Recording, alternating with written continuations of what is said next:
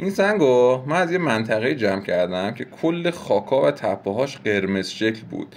این سنگو به عنوان نمونه برداشتم و حدس زدم یا جاسپر باشه یا یه عقیق سرخ باشه. بریم ما هم برشش بدیم ببینیم آیا واقعا این سنگ گوهر سنگ هست یا نه، ارزششو داشته که من برم جمع کنم ادامه رو یا نه. با من همراه باشید.